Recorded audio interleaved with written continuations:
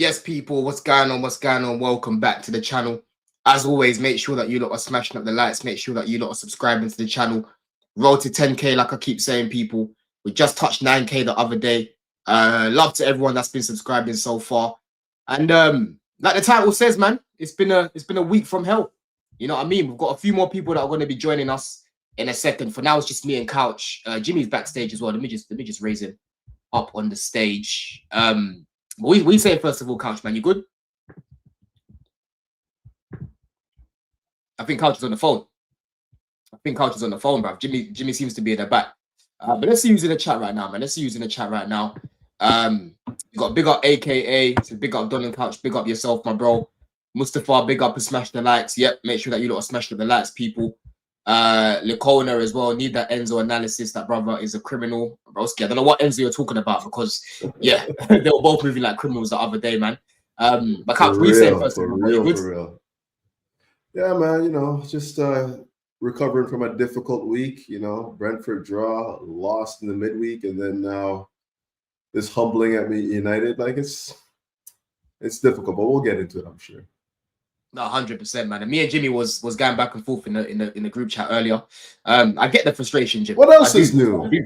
But yeah, what else is new? What else is new, man? I get Jimmy's frustration about the sporting directors. I'm with him on that one. But right now, I'll be real. I'm still looking at Maresca to be able to problem solve a lot better than what he has been. And the other day, bro, the management, especially going to the game and seeing what he did, it was such a punch in the face. It was a serious punch in the face, bro. You know. We said Jim anyway, first of all, bro. You good? You're on mute, brother. You're on mute. Yeah, I'm good. Can you hear me now? Yeah. I'm good, yo. Yeah. Let's just get straight into it, man, because it's just a gloomy time right now. Like this week has been, you know, howler after howler. Like the Brentford's deflated after the game. Bayern Munich, good start, deflated after the game. Going into this game, actually being at Old Trafford, I felt really upbeat before the game. I was feeling confident. I saw the lineup. I was looking forward to the game, bro. You know, but 5 minutes into the game, deflated again, right? Sanchez making an absolute howler. I'm sure Jimmy today is gonna cook Sanchez, but don't worry, bro. I'm with you today. We're cooking him together. Yeah, because you think I just defend this guy, I cook him too. And today he's getting cooked, right? But away from Sanchez, Couch, Maresca made it so hard for the team to do anything in this game. Now Pedro had nobody to connect with, bro. Nobody to link up with. No one to cross him the ball.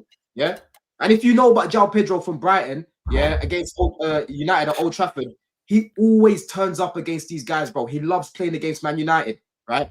And the way that he was playing the other day, Couch, I'm telling you now, normal attack, he's leaving with something. Whether that's a goal and assist or a brace or a hat-trick, yeah, he was going to leave with something. He was playing like a guy that was warm, yeah?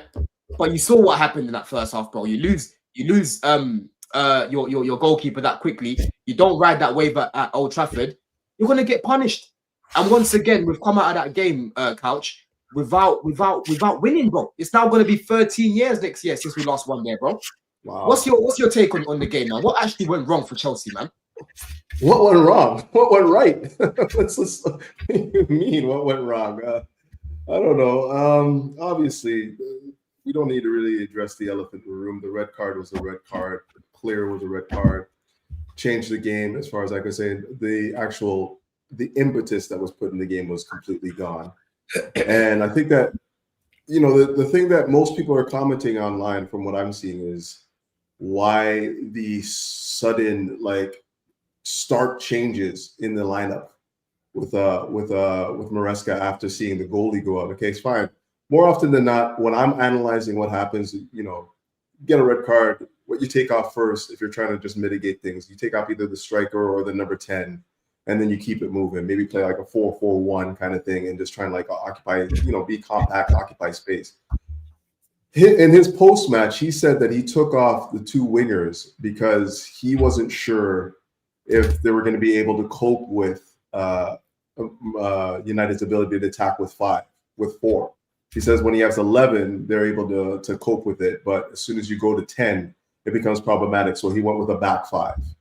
Now, I have a problem with that first and foremost. Like, if you don't have a system in your own system that is able to devise how to deal with the situations when you lose a man, and you have to go and change your complete structure just to deal with that, there's a problem with your structure there. You shouldn't have to be able to say, okay, well, I have to change everything right now, and now I have to play with 5 defenders and 3. Like, there should be more to it than that. Like, well, I think it's. I think it would be more. I think it's more complex because it's not like, oh, I have.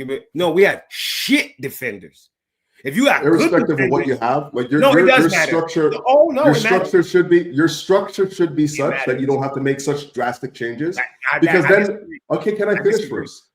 Okay, you disagree, you'll have a chance. Okay, but I'm saying, like, when you change your structure so drastically from what you are from the outset of the game because you lose a man, you have problems for me with the structure. Okay, so first and foremost, United don't score fucking goals. Those guys do not score goals. So you're worried about them with their attacking 5. Even with their attacking 5, those guys don't score. So you're now putting yourself in a position where you're defending for 90, 95 minutes when you should be looking to hit them on the counter, at least have some impetus in attacking.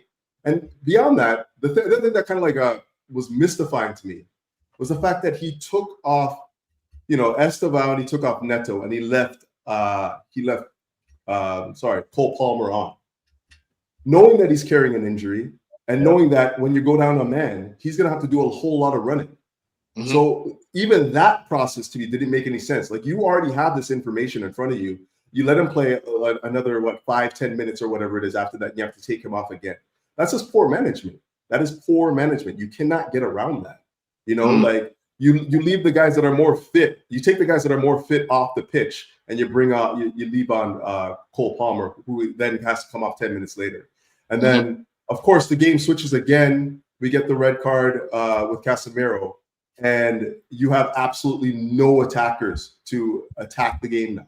Absolutely nothing. You bring on Tyreek George and Gusto and expect that to be your attacking impetus. I just couldn't get it, man. And like, I'm one of Maresca's biggest advocates. I've been about this guy, like, from time. Before he's at the club, I was about him. And I just feel like he got the tactics wrong in this game. It felt to me like an overcorrection. Like, you're seeing what's happening in the game 5 minutes in, and you've already made the decision that you have to go to a back 5 before you see anything else. Like, it's not like he was given any evidence that, like, oh my God, there's gonna be an onslaught here. There's nothing. It was 0-0. You have the ability to play. It was 0-0. You have the ability to attack, play still. And at that point, you decided 5 minutes in that you want to make all these rash changes, bring on 2 defenders to cope with what? With a team that can't score goals. It just makes no sense to me, man. Literally, and that's that again. Before I come to Jimmy, that was the weirdest thing, bro. Like, honestly, Jimmy, for me, big up ads as well. Big up ads, yeah. We've got more people joining. Big up. That was the weird thing for me, Jimmy. Like, that was, for me, Maresca's worst performance since he's been at Chelsea. Yeah, worst performance, and that ain't even a fucking debate, blood. Yeah, this guy just threw the game away. Like, he just threw the towel in. He threw the towel in, bro. He threw the towel in for me, bro. He threw the towel in. Those decisions threw the game away, broski. It wasn't. It started from Sanchez, of course. But I'm saying, in terms of the in-game management, I 1000% disagree with everything y'all saying. You can give your point in a sec. Sanchez, cool. He started the throwaway of the game. But what I'm saying is, after that situation happened, right? Maresca made it even harder for the team. And Couch, everything that Couch just said, I agree with it, bro. I disagree with most of it. Go on, Jim. What do you disagree with? I disagree with most of it. This idea of, oh, well, he should have waited because he knows his team. What manager don't know their team? Well, I'm gonna wait 5 minutes to see if they're gonna let up a goal. No, I know they're shit. I know they're currently shit. So I'm gonna put 5 at the back. I'm not gonna wait. We don't know whether or not they could maintain. I would expect my manager to know whether or not he needs to go to 5 or not. I expect the manager to know that. You know why? Because he's not a pragmatic manager. He doesn't play like that. So for him to do it, he truly felt it was necessary. And you know what? I don't knock him for it because you know what I've noticed the last few games? Our defense is shit. Okay, explain the Cole Palmer thing now. Explain Cole Palmer, like staying on. Cole Palmer got hurt afterwards. You want him to No, he was hurt going into the game. He wasn't sure if he was going to play. He asked to come off afterwards. That still doesn't mitigate the fact that you know he's carrying an injury and you're keeping him on the pitch. You're not listening right now. You're not listening though. You're not listening. He knew going into the game. He knew going into the game. So why didn't he take off? Why didn't he leave one of the other attackers on and take him off? Let me give you my logic of why. Because 80% Cole Palmer is better than Neto. He's better than Gittins. He's better than Garnacho. He's better than everybody you can name. 80% Cole Palmer is better than all of them. I expect him to do more and perform more than all of them. He kept his best player on. Lock him up. Lock up the manager because he kept his best player on. You don't keep your best player on when you're down a man and you know that he's carrying an injury. And you know that he's carrying an injury. And you're thinking about like he carried an injury. Players play with injuries all the time. It's either you what are we doing here? What do we do? Fuck you mean what we doing? You either of course players play with injuries. The fact that he came off 5 minutes later shows you that he was carrying more than just like your little knick-knack injury. Yo, if you go down a man and then you have to expect the guys to be doing all this sorts of running to take the space, then what happens then? I'm gonna say it again. Okay. Players play with injuries all the time. He made the switches he made. Palmer said, yo, I need to come off after that. He had no control over that. You can act like you can predict the future because that's what all fans do. They wait. It's not predicting the future. He knew going into the game that he was. No, I'm not talking about going in. If that's the case, then you should feel like he shouldn't have played then, right? I do. You feel like he shouldn't have played at all? No, you don't risk injury. You do not risk further injury like he just did. Not to start, bro. This injury that he's got is definitely painful, bro. Because man came off early in the game, bro. Man came off early playing, bro. Trying to play with a groin injury is fucking uncomfortable, bro. That shit's uncomfortable, and you gotta. Yo, do y'all know players like this is what y'all act like this shit is FIFA, bro. Players do fitness tests before they go to pitch. Players have to do fitness tests for the team fucking doctors before they go on. They don't just say, I'm going on. They do a fitness test. If he do the fitness test and he passed the fitness test and he's your best player, why would you not play him? But the point is, Jim, yeah, he might have passed that fitness test, but clearly there was still a problem with it. Because he had to come up here's what y'all get to do. Here's what y'all get to do afterwards. Exactly. Here's what y'all get to do. If there's one guy you're taking off, it's him because you know that he's carrying an injury. That's all I'm saying. Yeah, 100%. But how about you, man? What did you think? What did you think of? Can I finish my point? Finish, Jimmy. I'm sorry. I cut in. Sorry. Finish your point. Finish your point. Finish your point. Go on. Bro, he passed the fitness test. He passed the fitness test. So you play him. He's your best player. If he ends up pulling up after that, he pulls up. But what he passed the fitness test. I don't get it. What it is, yeah, Jim. Let me just. Okay, where Jim's coming from is Palmer passed the fitness test, therefore he could have started. And Jim, I'm guessing you probably think he could have come off earlier, right? You're saying he could have come off earlier. Is that the point that you're making? I don't know if he would have came off early. I don't know. But you don't think he would have played? But do you think he would have played? Don, you or I have no idea how. Like that's what I'm saying. To make y'all point sound more making sense, y'all are putting assumptions in that I'm not putting in. Let me ask you what you would have done then. Regardless of Palmer passing that test, Jim, let me ask you. You're the manager, Jim. Yeah. Regardless of Palmer passing that test, would you have kept him on for 90 minutes or you have taken him off earlier? If Cole Palmer passed the fitness test, I'm playing him. That's what I'm doing. But answer what I'm saying, bro. Yeah, what I'm asking you.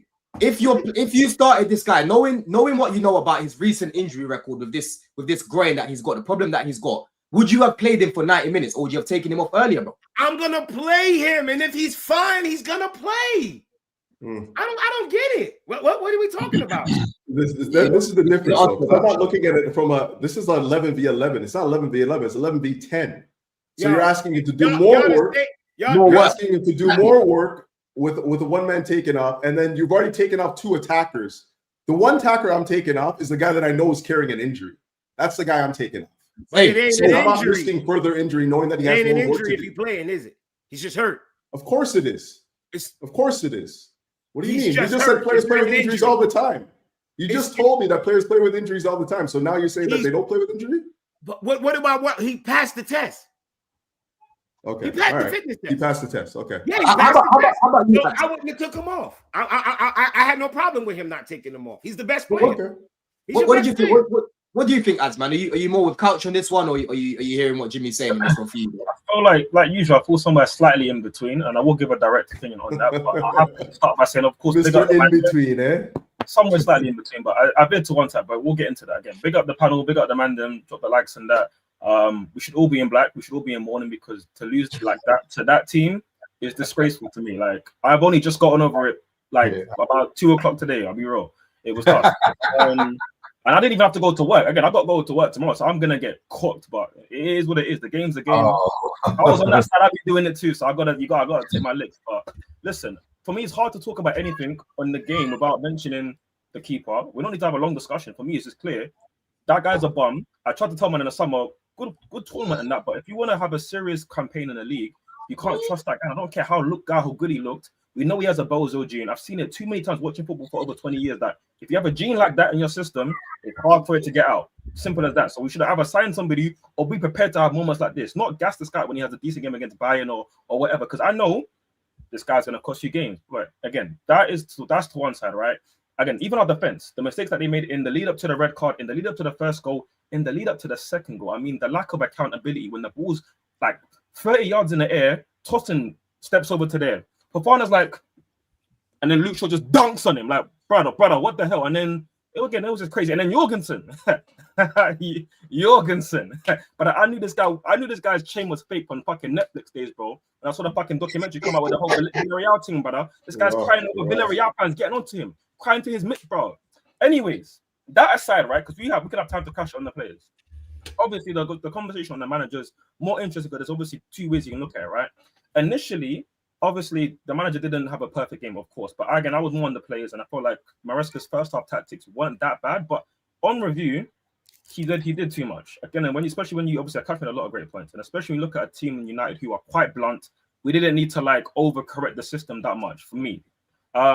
Secondly, again, with the Palmer situation, now that he knew, obviously we didn't have the benefit of knowing at the time until we knew with hindsight that he knew that obviously Palmer was carrying an injury. And to be fair, for me, going into the game, I thought Palmer might not start because we knew he didn't start against Brentford. He started against Bayern. So I'm thinking of obviously a guy coming back from injury that we know is obviously carrying something. Didn't go to international break, by the way. So like, I didn't think he would start 2 games in a row like this. And obviously, fair enough, if he's fit enough to start, cool. But once you lose a man like that, and again, sorry to make a FIFA reference, but I will. But if you have a guy who's maybe like on a yellow bar, the rest of the guys are on a green bar, naturally, if you're playing now a more transitional game, 10v11, where you need guys who are willing to carry the ball up the pitch, make high intensity runs, I don't want to rely on Cole Palmer, who isn't the fastest player. He's great in transition, but he's not the fastest player. And we know he's carrying something. So I feel like that kind of situation is built for a Neto who can do the dog work going back, but then also can sprint 40 yards up the pitch at full pelt and still have enough energy to like then go back if we lose the ball or whatever. So for me, he did too much. But again, with the first half, I could somewhat get it to a degree because obviously brought on Tosin for some height to deal with the crosses because that was an issue for us, right? Yeah, and yeah. he got to halftime. Even though he didn't deal with it, the one situation that you wanted him to deal with, he didn't. He dealt with quite a lot, but that one, it was embarrassing. And again, that's why Tosin, guys like this, like I don't. That's why I don't like to rate guys like Tosin or Sanchez because again, they can give you good moments. They're Premier League players, but they're not top end Premier League players because they will give you a bozo moment over a game, and it just happens all the time.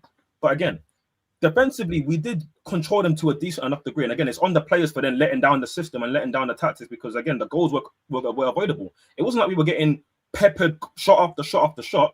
We kind of did control them relatively well. Santos came on and added a bit of extra legs in midfield and it helped us a bit, but the goals we gave away were criminal. But that being said, my thing is, okay, even though Maresca did a lot in the first half of the turn to make us very defensive, right? We at least got to half-time, 2-0 down, but 10v10. So I'm like, okay, cool. We're here now. You've taken off 2 wingers, but you have 2 wingers on the bench. Surely one of these guys are going to come on. Surely one of the guys we spent the best part of £100 million on in the summer after winning the Club World Cup are going to come and help us in a dire situation. And the man seeing Tyreek George and fucking Gusto. And listen, I get the context. Oh, Fofana got injured. You still can bring on an attacking player. For me, you've got to bring on an attacking player that isn't Tyreek George because, again, I'm not gonna crash it on the kid, but that was a 0 out of 10 cameo. I'm not hearing anything. He did nothing. He did nothing. Absolutely he did nothing. He was a detriment to the attack. It was like playing with 9 men. To come in instead of George. For me, you bring on somebody you would pace running behind. So whether that's Gittins or the bum. I'm asking who's this player that would have changed the game. Oh, listen, don't get me wrong. You know I don't rate Garnacho. You know I don't rate Garnacho. Like, I'm not gonna get mad at my manager when his option is shit, doodle, and throw up.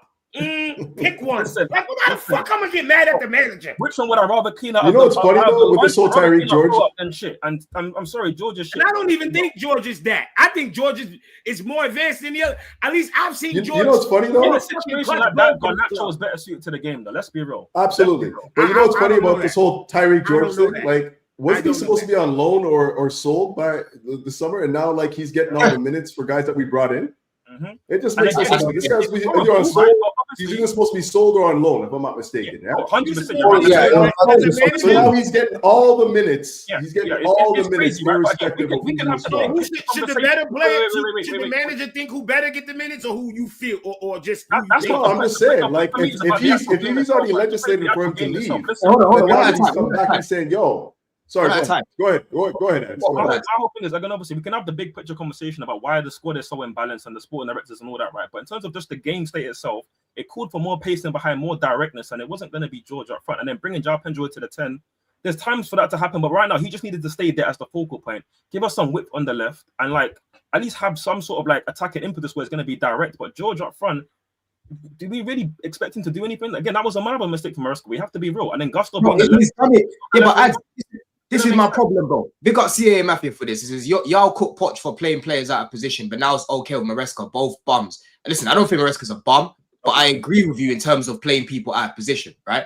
Now, Jimmy, before you come in, bro, because I'm going to go to Robert in a sec, I agree with you in terms of the options that Maresca has. You know, we could talk about the sporting directors, we could talk about the recruitment all day long. We could talk about these things, bro. Of course we can, right? But the reality is, this is the squad that we have. This manager right now, yeah, Robert, he's playing Tyreek George in a position where he should not be playing, for one. Because what's happening now is he's losing confidence on the pitch when he comes on. He's not looking comfortable there, yeah? Man brought on George, a lanky, slim guy. He's tall in that, but he's not physical. Up against the lit, yeah, and I think that Maguire was even still on at that point. Sure. Yeah, Maguire and Shaw. If you remember at the Bridge, when we played United at the Bridge, he played up top against the same team. Lewis reminded me earlier, the same team. And these guys, bro, it was a picnic because all they do when he's got the ball, they just grab man and just take the ball off of him, bro. You know what I mean? So right now, whatever you think of Gio, whatever you think of Garnacho and these guys, yeah, he had better options there that he could have brought on, bro. He could have brought on Gio up top, right, and dropped Jao Pedro into the 10. Yeah, he could have done something different in terms of bringing on Garnacho, for example, someone that's got a little bit more experience, someone that's got something to prove against his old team, by the way, because they were singing, against this guy talking about fuck off and all of these things. Yeah, regardless of what we think of these players, this manager for me right now, Robert, he is not, using this squad the way that he needs to be using it. In a lot of games, I've not been happy with the decision that he's been making off the bench, man. Spot on, man. So this is a good squad. I just want to know: is this Chelsea squad a good squad? Yes, it is. Yes, it is. Yes, it is a good squad. And it is when healthy. Last season, every time we went against a tall and physical striker, who started in as a centre back? Tosin. So why are we going? We're going up against a 6'5" Sheshko and decide to drop Tosin. If anything, Tosin is good at is being good in the air, right? And is winning those aerial duels against centre forwards. Like, why is it that the one time we go against the tallest striker we've gone against this season, you go on and drop Tosin? And you can see that he recognized the mistake instantly because he takes off Pedro Neto and brings on Tosin. What Sesko won a bunch of headers? Well, I'm sorry. He won the header. He won it. Okay, so he's not. So you think throughout the game, Sesko would have never won a header? He would have had a less chance of winning it against Tosin than he did against Trev. Oh, come on. That's a poor argument. No, what do you mean it's a poor argument? So because of the one header that led to the red card, you're saying you wanted to start Tosin, who in the last 3 games, hold on, in the last 3 games had crucial errors 1v1 where he's getting the ball put through his legs for goals. 3 straight games. Like he was, first of all, mentally, he was probably not even all there. He looked jaded to me. He looked cooked because every game he played, he had made an error. Every game he played, he made an error for goal. So I'm not hearing that. I'm not hearing. Is Chalobah just not being just as poor as Tosin? Why did he start then? Yeah, but you can't drop both of them. No, but so why drop the one whose area you dropped the worst? You dropped the worst one. And Chalobah played on the left, right? If I'm not mistaken, he played on the left. He's the one they header against. He's the one Sheshko won. So he played on the left. So you're gonna put Tosin on the left? So you tell me why did he bring Tosin then? Why did he bring Tosin as soon as the red card? Because he went to that stupid back five. 5 at the back. Who else was he gonna bring in? No. We had five. Yeah, he wanted to go 5 at the back, right? He wanted to go 5 at the back. Why not drop Pedro Neto to play left back for a little bit? Why bring on Tosin? Why Pedro Neto to play left back? Yeah. Pedro Neto. He just said he wanted 5 defenders. Pedro Neto's a defender now. What are we doing? He didn't know this 5 defenders when he started the game. So he didn't know. He didn't want it when he started the game. He wanted it after he went the man down. No. We started the game with 4 defenders. Why did you bring on a 5th one? Because you heard him in the post match. Did you hear his post match? Am I missing something? His post match, he said that he went to 5 defenders because he wasn't sure that in that system, down a man, he'd be able to cope with them attacking with 5. I don't necessarily agree with that myself. I'm not with that.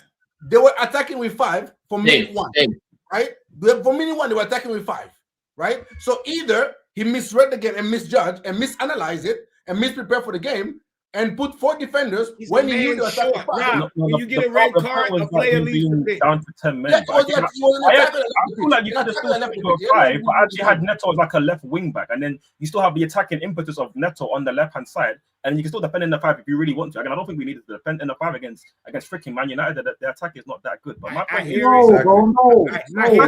too much against United, then take off our attacking players and then go to a more defensive system. I mean, that was just too much of a recorrection. It didn't need to be that severe. Yeah, he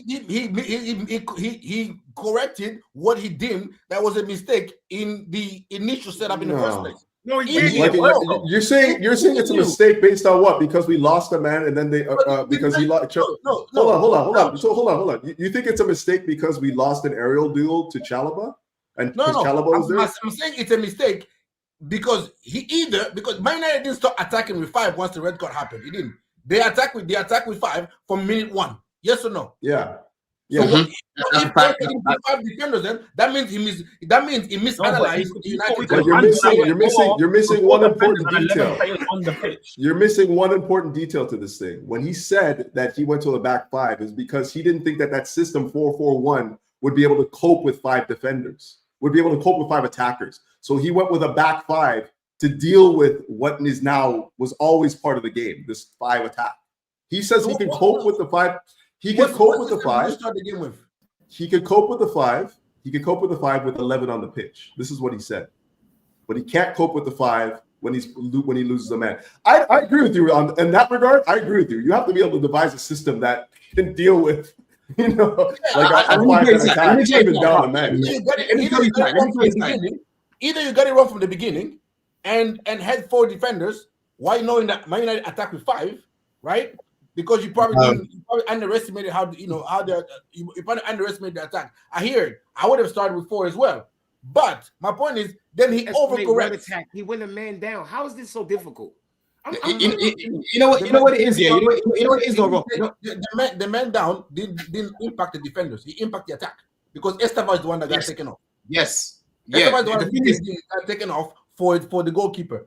The man down didn't impact the defense. The man down affects everything. But it does, though. It does. Doesn't attack. It's how they're approaching the defense with one less player. You know, how would it not affect the defense? It's more space on the field. It's more space on the field. So he's saying that the system now can't deal with it. It dealt with it before, but now we have one less person. Clearly, it didn't deal with it. Clearly, the system didn't deal with it.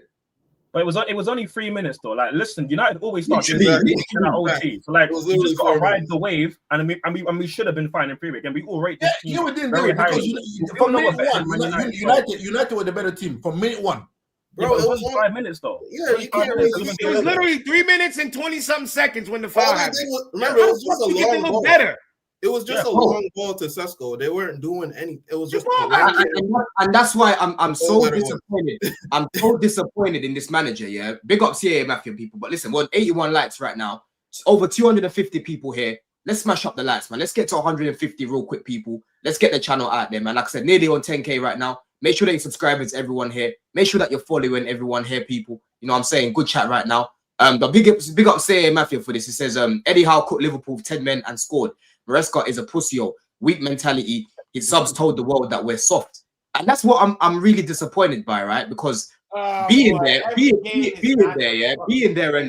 and seeing the shape that we actually went to when he made the changes, right? That first half, we were freestyling, bruv. These players had no idea how to play in that shape that we decided to go into. The 5 at the back, the 2 midfielders, and Palmer up top with João Pedro. I was seeing Caicedo losing the ball. I'm seeing Enzo running about ragged. Even Santos, when he came on in the first half, he was shit in the first half for me. It's the second half where he was a lot better, right? These man, they're not used to playing in whatever we was playing in. The only time we started to look a bit better was when he was 10v10. And the frustrating part for me, AJ, when it was 10v10, that was an incline to me of how the game would have gone 11v11. Yeah, we just needed to get over that initial fucking tornado, blood. That was it. Attackers on the pitch. Yeah, bro. You know what I mean? But even when the game was 11v11, you know, we're away to Manchester United. We got to get through that first wave. You understand? It's important to get through that first 20 minutes without giving up anything, right? Mm-hmm. We didn't even go 5 minutes because Rob, you saying that they dominated us, but we couldn't even tell, bro. It was 5 minutes. And 3 minutes, 20 seconds, and one long ball, which our defense didn't deal with. And then Sanchez does the bozo thing. And again, letting Bournemouth score 1-0, okay, cool. Now we got to pattern up, but we didn't even get an opportunity to do that. And then the manager has to make decisions, which I think he got some of them wrong, some of them right, some of them wrong. And the game is what happened after that. The game was what happened, bro. Like, my thing is, you know, I'm surprised everybody's so shocked at what Maresca did. Maresca is naturally a reactive type of coach. It's, you know, he likes to make sure the balance is there a little bit too much, or he doesn't like to take too many risks. And this is one of the arguments that we always have in the chat. Couch, I always say different argument. It's a different argument. It's not a different argument. It's the same argument. It's just a different portion. Who's risky managers that's out there? I'm not even gonna go into that question. I don't know how to answer that question. My thing is Maresca he's somebody who likes to protect the team. Would you agree with that, Jimmy? No, I don't even know what that means. The way we set up, Maresca is naturally going to have an extra protection. That's just how he is. Everybody saying, I do not see Maresca as a pragmatic manager. I don't. His substitution literally gave it to you. He gave you the blueprint right there. He gave you. I don't care about what he said. I watched 5,000 games of him. I've literally. I'm a Chelsea fan. I know what a pragmatic manager look like. That's not one of them. I'm sorry. And that's why it was out of character, Jim. And that's exactly why it was out of character. You would expect a manager. Whole game. I'm not saying that's out of character. Why would you say that's out of character? Why do you think that's our character? He plays Reece James in midfield. Enzo Fernandez can't play in the double pivot properly. Oh, here we go.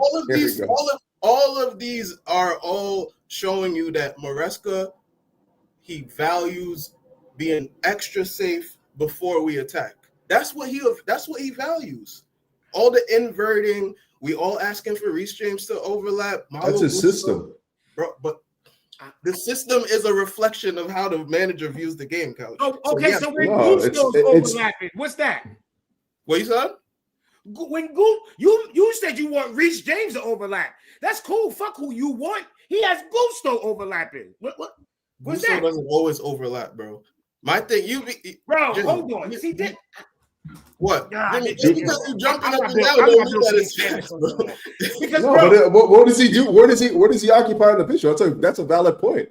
Like when Gusto's playing right back, where does he go? One fucking time in the last how many months? He's never played in the midfield. He's always looking at the number 10 position. The bottom line is Maresca is He's pragmatic. That's what he is. It just looks different. It's just a different type of pragmatic. Not pragmatic football. Yes, he bro. is. I think he's had a mixture of both. I think he's just balanced. Yo, somebody tell me, where did we finish last year in chances created? How the fuck you pragmatic? What does that have to do with anything, bro? Oh my gosh, it doesn't. Be pragmatic and create chances? No. Oh, okay. So that's where I see where you're wrong. How what pragmatic managers known for creating chances? It's literally 2 hours. You're just assuming that because you're pragmatic, meaning that you can't create chances. That's not how. Not the level that we were creating, though. I just think it's balance. He looks for balance in his squad. All right. So he's not going to attack with 7 and defend with 3. He's a balanced manager. I think that's really what it is. Compared to like Poch is more of a nice guy.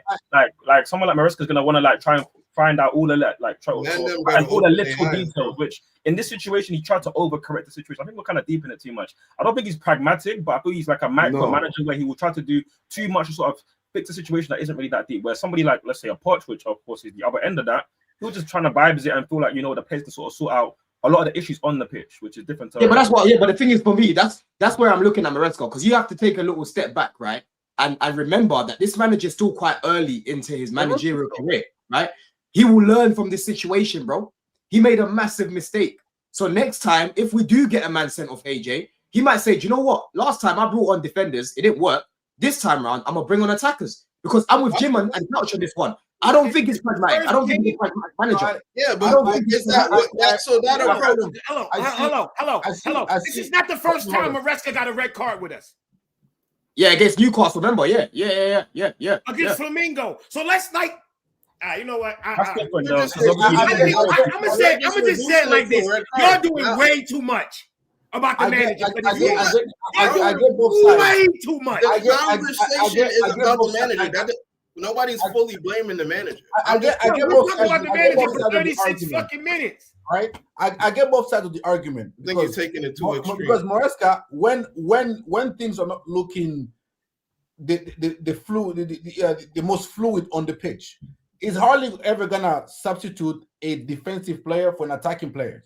Like other manager you will see do. He trusts the system that it's gonna correct itself.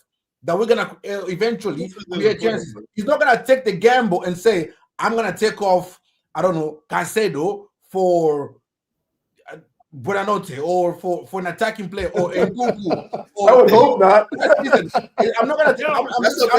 That's a bad example, but I understand what you mean. He's not gonna take off a defensive-minded player for an attacking player. Yeah, I get both sides, but his system overall is not a pragmatic system. It's not a pragmatic system. It's just his mentality. When we get into a bind, he won't substitute a defensive player more often than for an attacking player. He'll just he thinks the system is gonna correct itself because he thinks I've done my analysis, I've done my studies, and this is how we're gonna hurt them. This is how we're not gonna hurt them. You know what's funny about this whole thing, though? You know what's funny about this? Sorry, Robert.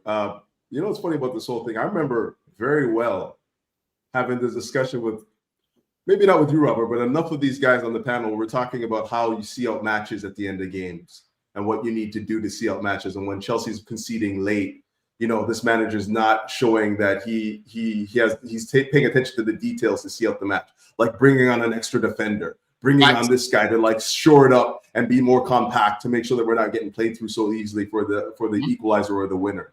And now we're having this conversation where we're saying that he's overcompensating and he's way too defensive. He's pragmatic. You see what I'm saying?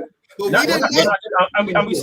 saw it over the whole weekend. We saw it over the whole weekend. We saw it over the whole weekend. We saw Arsenal do way too much defensively against Man City and overcompensate when they have their attackers to actually do something. And the second half, City did the opposite thing. They actually went too defensive and it cost them. And for us, again, we're going this United. I get it. A man down, be result. And that's why I wasn't mad at trying to be a bit more defensive just to get to halftime and see what we can do. And then we can bring on the attacking players. But we overcorrected defensively. And then when we got to 10v10, he then didn't actually address it and then bring on the attackers early enough in the second half.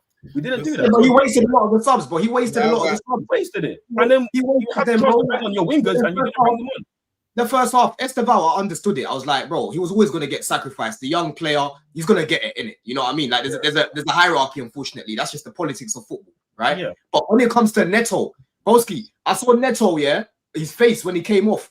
This guy's shouting into the air, bro. Yep. He's shouting into the air. He's And built this is for a that guy. kind of game. I don't even like him, but he's built for that kind of game. Yeah. Exactly, bro.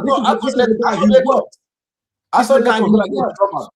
I thought Neto was gonna get dropped at left back like he did against PSG. I was like, you know, left back, Cucurella goes in the wing back. Like if you want to go to wing back, you're perfect. Like that actually makes sense. Players. And Neto suddenly takes Neto off and brings Tosin on. Let me read the super chat quickly as well. Yeah, big up side for blue says Maresca cooked how with 10 men. I don't know.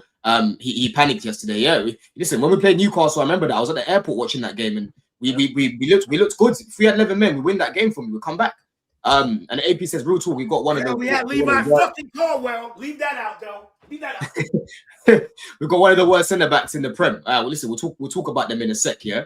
But let me come to you, Ads. Yeah, like where do we sort of go from here, bro? Because listen, we've had a week of hell. You know, nothing is set in stone right now in terms of, you know, not challenging and whatnot. But how I feel right now, Ads, playing like this, we are not challenging playing like this. Yeah, playing like this is a top 4 team. You know what I'm saying? And if teams around us start to pick up, you know, Spurs, for example, Thomas Frank is just picking up these points, grafting results and that, and we're falling behind.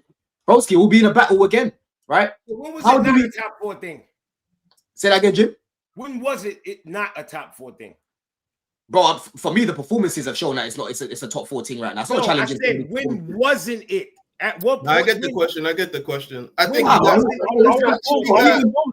form the last 4 or 5 months has shown us that we can bridge the gap to being a top challenging team. Yeah, but then we had the transfer window.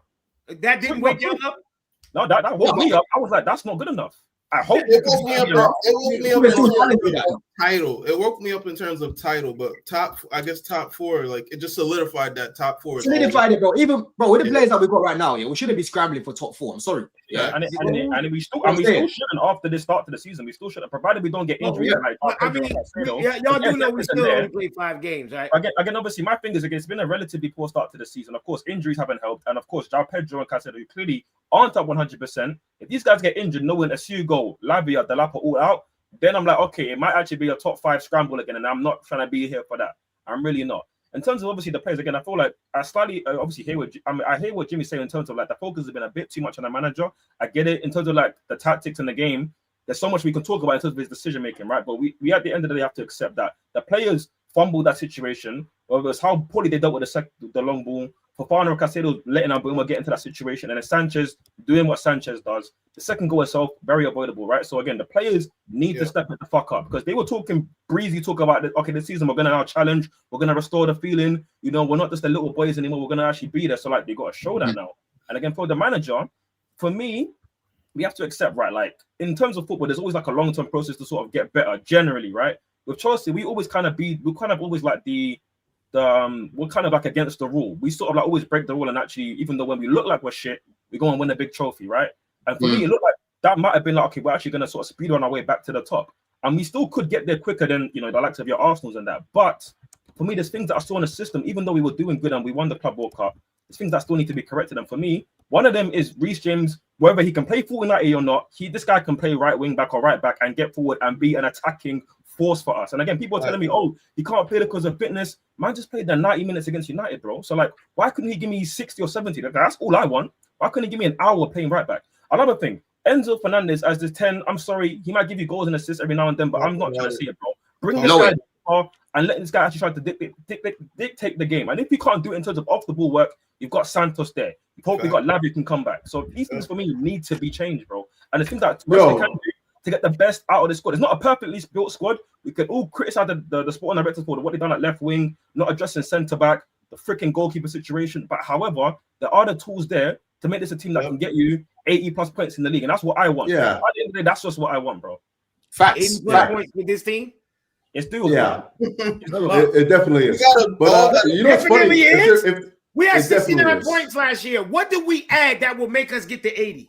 Goals, Yo, Pedro. No, we got goals in the team. Our defense got aggressively worse, terribly worse.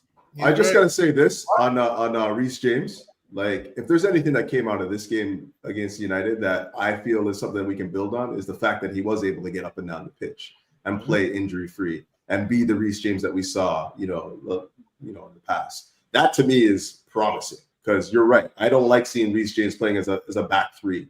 I don't like seeing Reece James necessarily invert in the midfield. I want to see him be at his best. And for me, that would have been inverting into that number 10 space that we saw Gusto doing closer to the middle part of the last season, or being the guy that's the outlet on the right-hand flank and whipping it crosses.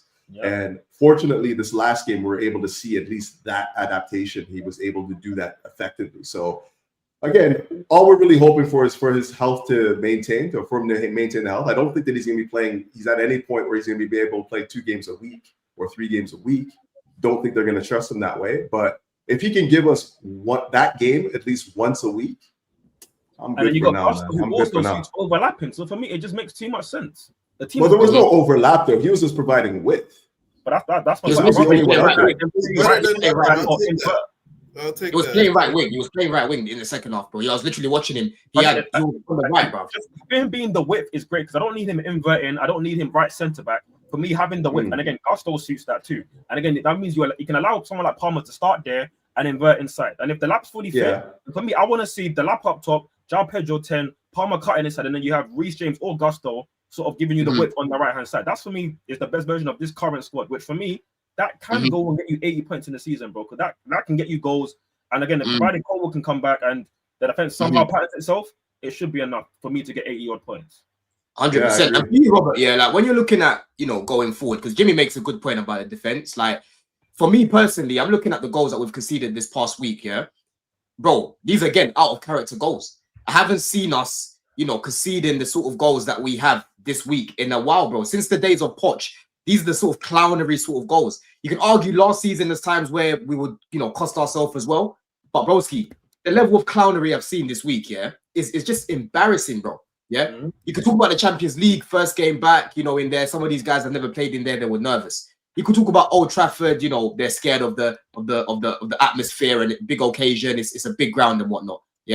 Brentford again, the clownery at the back post and whatnot, and everyone crowding the near post. Right? Do you think for you, Robert, defensively, that they're gonna naturally improve and not be conceding these sort of goals? Because again, yes, we've got Chalobah and Tossing at the back, but it's been numerous people that are defending like joke men, bro. Not just them. You know what I'm saying? There's been numerous people moving a bit mad. How are you feeling about situations like this going forward? Do you think that that's going to be a recurring theme this season, man?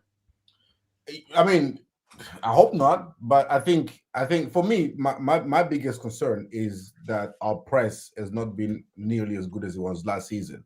And so Maresca need to get that ironed out. As much as I love João Pedro, having João Pedro, Cole Palmer, and Enzo Fernandez as your press trigger is not a recipe for success. And so unless we address the pressing, we are gonna be continuously getting opponent having success playing through us, and then getting our center back exposed 1v1. One of the reasons why our defensive record was somewhat respectable last season is because we were a very, very good pressing team, and our counter pressing was excellent.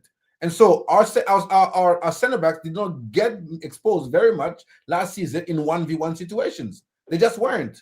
Right? Anything that was coming toward the flanks, and we have Cucurella and then either Reece James or Malo Gusto who will put the fire out. We saw it against PSG. PSG, as great as they were, there was no time where I recall Colwell or Trev being exposed 1v1 against our attackers. Just couldn't, because we were pressing as madmen. We're pressing as a team. And until Maresca addresses that, man, our defense was better last year. Let him land. Go on. We are going to continue to have our center backs that, again, they're not the elite center backs. And so what you have to do as a coach is give them margin for error, which means that the press has to be great. And unless if we go into games and we don't give them margin for error, they're gonna continue to be exposed. That we've seen it for even with Liverpool. We watched Liverpool this season. Yeah, they've won games, but Liverpool. The pressing. Liverpool. Jimmy, you should be a fucking. You should be a Liverpool fan. No, you should be a Liverpool fan, bro. You've seen it with Liverpool, where now they have Verts in the 10 instead of Szoboszlai. not as good as pressing. Now they have Gakpo on the wing instead of Diaz, not as good as pressing. And now you have Gakpo, Vert, and Salah that are not good pressers. So Liverpool is getting played through much easier. And even if they have elite centre backs, they're conceding bare goals. Because Robert makes some good points, man. Like, point like what? That shit was blunt. Let's talk the truth now. Rob said, "Oh, I don't think that if Colwell goes, we're not going to see any difference because there's no difference between Colwell and Badiashile and Colwell and Tosin and Colwell. Let's talk facts. Colwell's gone and our fucking defense look like shit. Don't tell me about no press. Don't tell me about all that bullshit. Rob said Colwell was no better than Badiashile, fucking Tosin, and I would even give Josh a try. How is that working, Rob? How is that working? Jimmy, you and I were the only fucking thing missing. No, Rob, Margo, I didn't really need an answer. I didn't really need an answer. I didn't need an answer. I didn't need an answer from you. How the fuck you gonna tell me? Yeah, the reason our defense is shit is because Jackson's gone. That's what you just fucking said. Jackson's not up front. Instead of admitting I was shit, I was doodle dog dead wrong about Colwell. Say that, Rob. That's what you should say. Because you said we wouldn't see no difference without Colwell. I was waiting for you to come with your bullshit. You full of shit. You said we would not see any difference without Colwell. And I'm a person who didn't believe in him. He showed me different. And I said, we are going to miss this kid. He showed his levels. We are going to miss this kid. I agree with that. Stream after stream after stream, you kept saying every fucking center back we had were all the same levels. You okay, said so Rob, are you willing to take that back? Rob, are you willing to take back a check? Are you willing to take back a check? Because obviously we need Colwell. Act like Liverpool was prime Sergio Ramos. No, he was not. He was poor last season. He was poor last season, and our defense was most because we have elite fullback and a world-class DM. That was protected for honor. And every reaching in history and act like Liverpool was Van Dijk levels, and after Liverpool was Sergio Ramos or Thiago Silva. No, I'm not going to sit here and agree with you that the reason our defense looks shaky is because of Liverpool. I think even if Liverpool was here, our defense would still look as bad. Because our press from the front. I disagree with you that Liverpool would have made a difference. Wait, Rob, you gotta concede. You have to be able to concede on one point. You have to be able to concede on one point. It's only fair. Jimmy brought up a point. The defense is not going to be the same without Colwell. You can concede on that point. You may think that we might not be as good defensively. You know what I'll concede on? Our playing from the back is not as good without Colwell. Oh, yes, our defending. That's what he plays. He's a regista. That's right. Colwell's the fucking regista. Yo, next subject, bro. But I defending because even Colwell himself said it. My 1v1 defending is not good. He himself said it. I'm supposed to sit here and act like he's prime Van Dijk and prime. You know what's funny about this, Robert? You know when you talk about Colwell was still here, he will still be struggling. Next subject. No, the way you talk about Colwell, yeah, it's so funny because it's similar to the way that Jimmy talks about Sanchez. It's just hilarious, right? But let me say something. Oh, that's what we doing? Yes, that's what we doing. No, Jim, I'm just saying that last season. Yeah, let me just yo. Do not compare Sanchez with fucking Levi Colwell. No, why not? Hold on. Why would you do it then? Why not? Jim, why would you do this? No, tell me why not, Jimmy. Yeah, hold on, Jim. I'm battering you, yeah. Because last season, Cole would have a good game, a very good game, and I'll still see this Robert guy on the timeline cooking Cole, trying to crash it on Cole. And let me tell you something, Rob. Jimmy was onto Cole start of the season, right? He was onto him, but then he said, "You know what? I was going to him from the year before." Yeah, you get, and he started to actually back it. But what Rob's saying, because what you lot are saying, you're right, Jimmy. What you're saying about Cole and that, you're right. Yeah, I hear that point. It's a massive miss. But in terms of the overall structure, Rob isn't wrong in what he's saying, bro. I agree. Oh, Nah, man, I'm good. You sound like Terry Flores. I'm good, bro. I am not on the football terrace. I am not on the football terrace. Because I'm not one of that. Both of y'all are correct. No, nigga, one of us not correct and one of us is. I'm not with that. That's your opinion. We're saying two things on the opposite end of the spectrum. We both can't be correct. You actually weren't talking about the same thing, though. Exactly, you're making two different points here. And then you were talking about Levi Colwell, and yeah, Rob was doing way too much of Levi Colwell like slander. But in terms of the press, we can agree the press hasn't been that great this season. And for me, our build-up play has been awful, and that definitely is down to Levi Colwell. What does the press have to do with a fucking route one pass down the middle of the fucking? Nobody said the first goal was the red card. Let me give you a prime example. What does the press have to do? Let me give you a prime example. What does the press have to do? No. Y'all talking about different parts of defense. Y'all talking about. Let me give you a prime example. Yeah. You see that Jordan Henderson. You see that Jordan Henderson pass to Sharda, right? We better press. That pass does not happen. With a better press. Yeah, but sometimes, but Rob, sometimes the pass. Yeah, because that pass never happens in the game. The pass is gonna get through, especially that pass was one time. That was a one-time pass. That's most likely gonna get through. So the problem is the individual defending there. But y'all both talking about different timelines. Exactly. That's why I'm talking about the defense. But you're talking about different aspects of the defense. All right, okay. So what's more likely affected our defense? Caldwell going or I agree with you. I agree with you. Or Jackson's not up front pressing. We need Caldwell. About Jackson. I want everybody to pick a side. What do you think is more? What do you think is more? Jim, I've said I think has been more impactful. He said he thinks it's more of the front. You, Don, what do you think? Jim, I think it's a balance for me because let me answer you, Jim. Yeah, bro, there's multiple receipts where I've said to you, right?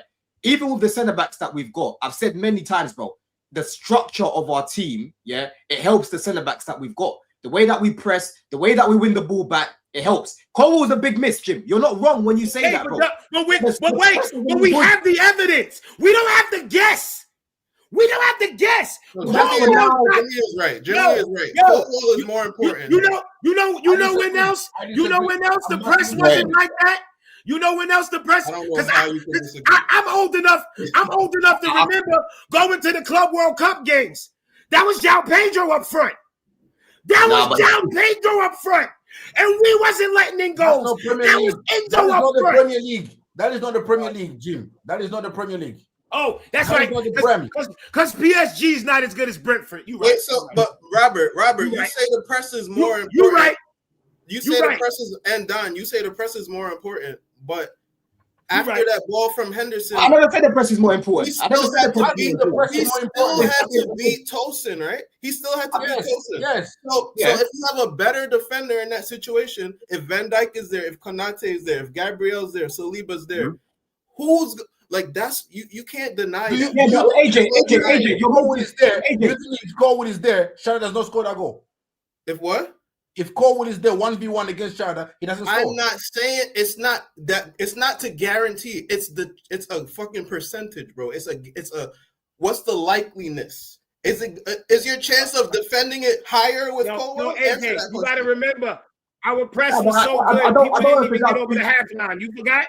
You forgot? Bro, nobody ever crossed our half line. How do you remember that? The way we're defending, though, I've seen us defending like this even with Colwood in the team. I've seen us defending like this. I'm giving you a prime example.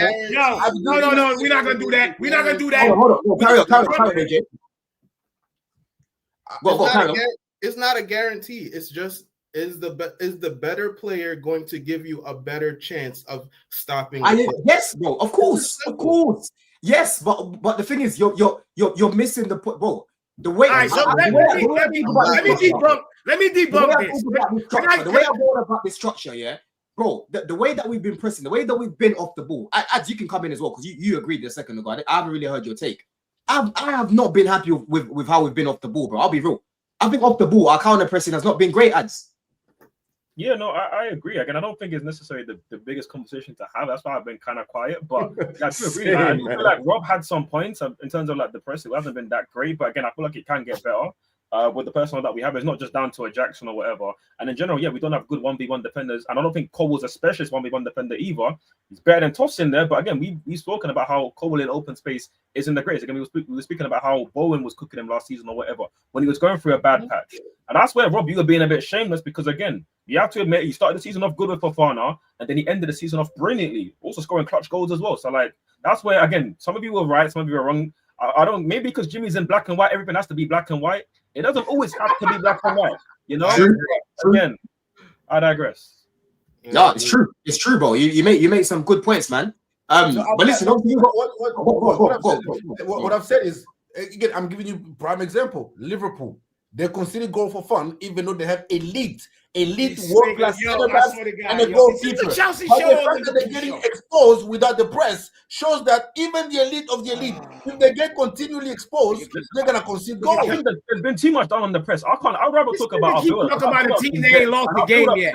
That's bad without. Talk about our build-up. We talk about conceding goals. Build up led to us conceding chances and then corners, and then which led to goals. I mean, that's more of an issue because our build-up wasn't that bad in the Club World Cup. It was great in the Club World Cup. And it isn't just down to Cole. Cole was a big part of it because the left-hand side, about the natural left footer, we just missed certain angles, right? That we can all agree on. You don't need a left footer. That are still there. But there's Cucurella making a lot of mistakes. Sanchez, I mean, you know what Sanchez is on. Sanchez gave away 2 passes in those first 3 minutes and 20 seconds. But we got red carded, by the way. People forget about that too. Caicedo as well, in possession in the build-up, hasn't been good in recent games. So we've got to be real on that too. The build-up has been quite poor, and that isn't just down to one player. It's down to a lot of things. Again, listen, win 2 games in a row, then talking it. Win 2 games in a row. That's all I want from the United fans. If it's actually Terry, I think that was their second game in a row, though. I text me that's for you, Terry. Is actually Terry in the chat? Is actually Terry in the chat? Because I ain't seen you on Blue Diaries before, blood. Yeah, text me. It's actually you, bro. You know what I mean? But yeah, no, you make a good point though, Ads, yeah, because at the end of the day, yeah, right now, yeah, as much as Cole isn't there, again, people, like I keep saying, complaining is not going to solve our problems. If we keep complaining about these things, it's not going to solve nothing, right? We need to look internally and look how we can improve our build-up, for example. They told Maresca. Yeah? And the thing about Blue right now, hold on. That's what they told Maresca. You said you work for Blue Co. Yeah, that nigga works for Blue Co. You've been compromised. Hold on. I criticized these guys about their recruitment. We agreed on a lot. So you can't tell me that I agreed with what they did because I didn't. There's a lot of things I disagreed with. I literally said to you the other day, I would have brought in Dai on the left, bro. I would have brought Semenyo on the left, bro. Not fucking Garnacho and these sort of guys, right? Mm-hmm. But the point that I'm making is right now, the window is shut. This is the squad that we have. Enzo Fernandez is very, very good in build-up play, bro. Use him there, yeah? Lavia, hopefully this guy can stay fit even until at least the new year at least, bro, yeah? Because we know how good he is in build-up, right? And he can help the fucking centre-backs as well. You know what I mean? We need to look internally. The way this guy's using Enzo right now, you can be using him, using man in front of the centre-backs to find the little passes in between the lines, bro. To find the players that are better in those positions, bro. You know what I mean? And that's why I'm looking at the manager. He's not using this team to the best that he can. And we know he can. We know that he can, bro. You know what I'm saying, bro? Let me ask a question first before, because I know Jimmy didn't like that last blame. No, that we're using Enzo wrong. Let me. Yes, I don't like, bro. It's not who has majority fault of how we're started, how we've started the season right now? The manager or the players? Players. No. Who's had majority? No, both. Nobody could say both. Of course, don't say that. You can't take that away from them. Don't take away their fucking option of both. Majority. Who's had majority? You can't say that because I just asked them to do that and they told you can't. That's against the rules. No. We taking it away today. Today's a new day. We're taking it away. Who has had majority fault? I want to hear Couch. I want to hear Ads, Don, Rob. Jimmy. I already said it's the players, man. I already said that. Rob, let me hear who's majority at fault? The players or the manager? The last 3 games for me has been the manager. Okay. The manager was Brentford. I want to you added the caveat. Manager against Brentford. I want to know over the. You're right, yeah, because he brought Garnacho in. Yeah, I blame him. You're right. Jimmy, who do you choose, the manager or the players? You already know why. I just want to hear you say it, bro. I just want to hear you players. Couch, who you choose? Bum ass players. Couch, who you What are we choose? talking about? I'm sorry, I ghosted for a second. What are we talking about? Who do you think majority of the shaky start we've had so far is on, the manager or the players? Majority. I don't know, man. You want me to tell you Bro, that? just Like, answer it's both, the question, man. bro. Just It's answer. both, man. Okay, Oh, I just all did. right, It's both. done. I knew Couch would always bring that type Well, of. I'll say Such a it's like stupid question. It's not I'll a say stupid question. It's a stupid question. 60% of the players. Because he don't want to put his flag nowhere. That's why. I'll say It doesn't matter. That's what all these We dudes know do Couch. online. We know Couch. We know you Yeah. by now, bro. I'll say 60% of the players, 40% Maresca, in my opinion. If that's I fair. agree, and I agree All with you that. had to say was players. That's it. I agree I that think it's both, majority of the bro. players. That's letting Maresca get away with murder, bro. But go on, AJ, That's carry on. not. He said majority. Yeah, exactly. Yeah, Maresca's not asking these guys to defend the way they were defending. I agree with that, right? But go on, AJ, land your point. Land the point that you're going to make. I just want to know, because I want to know how everybody's viewing it, because there's a lot of passion and emotion in terms of how we describing what we hate, but I'm confused as to where the focus actually is. And I understand that it's a mix of both, which is why it's like how it is right now. But I'd say the players are definitely letting the manager down, especially in big moments. You understand? So I'm not gonna blame Maresca at the end of the day, and I don't think the fan base needs to be going out there blaming Maresca. You understand? Wait, hold on. He's setting some of these guys up to fail. We just spoke about Drew. I agree. And this is not new. Remember, he was doing it last year. We had these same conversations last year about him, playing position players, 4 or 5 players in one game out of position. You can't be doing that, especially after we spent $200 million to get more players. So my thing is, Maresca got to get it right, but the players got to step up. The players have to step up, and he has to use the squad. There's no choice. I hear it. I hear it. We'll talk about Lincoln. I agree with you too, Jimmy. The squad is not all that. The squad is not all that in terms of big trophies. Let's talk about Lincoln anyway, because we got Lincoln tomorrow, Rob. Yeah, and obviously, like AJ said, we need to use the squad properly. We can't be doing a Grimsby. We can't be doing a Terry Flewers and have one game a week until January. You know what I'm saying, bro? We're past that. We're past that right now. You know what I'm saying, people? Yeah.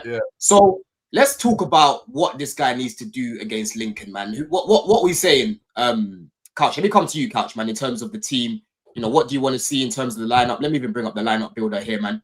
So everyone can see. How do you want us to set up for this game? Who do you want us to play, bro? Just bring in the squad, guys. Obviously, Hato.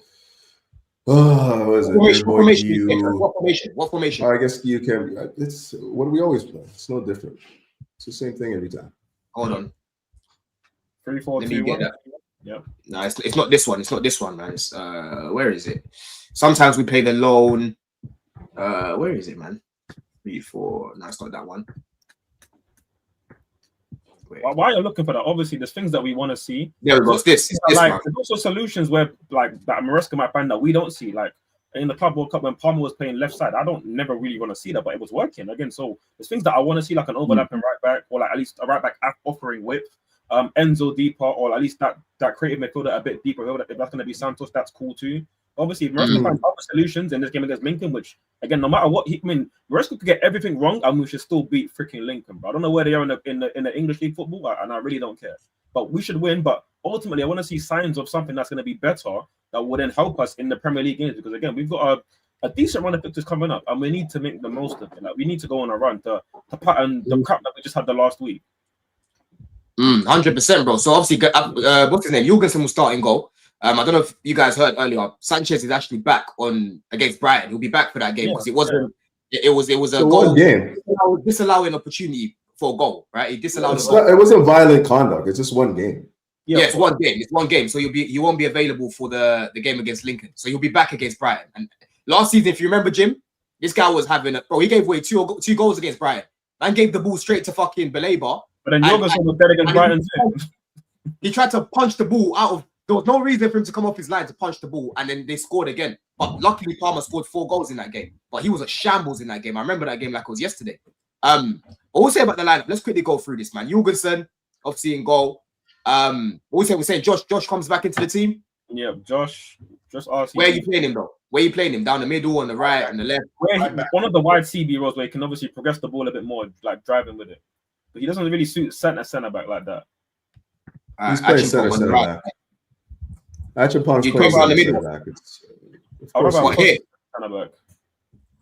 He's playing center back. Let's just be real. That's where he was deployed the first game of the season. That's where they're. Haven't we heard the manager say that he doesn't like him in that position though? No, he said he doesn't like. He said he doesn't like Fofana in that position. That's what he said. I think Tosin suits it more. Tosin obviously didn't start on the weekend. Obviously, he came on. I thought Tosin was going to start. So you think Tosin? You think he's going to come back to Tosin after he played like 90+ minutes on the weekend against? Yeah, because Chels was not going to start, and obviously Fofana's not going to start either. I mean, we haven't got that many options really. So yeah. So who's saying that? It's nasty work. It's nasty work. It's gonna be Tosin. Yeah, it's probably Tosin. With that in mind, yeah, it's probably Tosin. All right, so let's go Tosin down the middle then. He didn't play obviously 90 minutes, and yeah, it was fine. Obviously, Acheampong can go on this side here, right? Okay, what we're saying about the pivot? Andre Santos. Sakyi. I feel like obviously Caicedo doesn't need to start this game. You start proper like defense. He's not starting anyways. I don't think he's going to make the match. Yeah, that's good. I feel like for me, I start Sakyi, bro. So wait, hold on a second. So wait, so Hato. So what? You think Hato is going to be part of the three? You don't think it's going to invert? Because what we've seen Hato doing so far is just inverting, bro. Yeah. I didn't put Hato left centre back. I haven't probably. Where we put Hato, is Hato going to invert then? Do you reckon? He needs to learn that left center back because we need a left center back. So this is probably the best game for him to do that. That would be. I mean, if he's coming who do we? I think the question to ask is who we have defensively. Like who's the left? option? I mean, Gusto's obviously there to potentially play. He's not going to play left-sided center back though. Oh no, I'm talking about just in the back four, the starting back four. However, obviously it's deployed in the game, but he's gonna probably start, to be honest, Gusto. So So wait, if Gusto's gonna start, right? Where are we putting him then? Because he's not inverting him in the midfield right now. It's hard to predict this manager, bro. I can't like it. Who's the centre back? Let's start off with that. Who's the centre back? Just start with a back, because I always question why we do this. Just do 4-2-3-1, bro, and then let's just have. It doesn't change anything. It doesn't change anything what the shape is. It's the same personnel. We know where we're going to go. It's a little bit better to look at. All right, 4-2-3-1. It's really the same shit. I agree. What we're saying, Gusto at right back, yeah. Yeah, I think it's actually going to be that back four, to be honest. And then you just obviously move Gusto up. Whether Gusto's going to invert or be, like the holding the width. But I think that will be the back four. Gusto, Josh, Tosin, and then Hato. All right, so Hato there. Let me change this one to Acheampong. Well, hold on. We're saying Tosin's going to play on the left then. Or on the ball, he's going to be central. On the ball, I guess Hato can play left centre back. That should be his thing, and we probably need it as well. So like, it'd be a good chance to see it. Whether Maresca will do that's another story. But I would probably have Hato start left centre back. That's what it's going to be. And like Hato makes up the back three, Gusto is marauding up the pitch. Actually, doesn't make sense. And then and then the midfield. What was said about the midfield? Santos and Sakyi for me, bro. I'll be real. Reggie Walsh for me. You think Reggie Walsh will come into this game? Yeah. He's not starting. Nah, man. Reggie, I don't think Reggie will start this game, bro. Who's the options? Like, who else we got? Sakyi, bro. Sakyi. All right, let's put Sakyi in there then. That's if this thing even has it. Nah, for this, yeah, probably. Just put Rude Hullet there, bro. It's the same shit, man.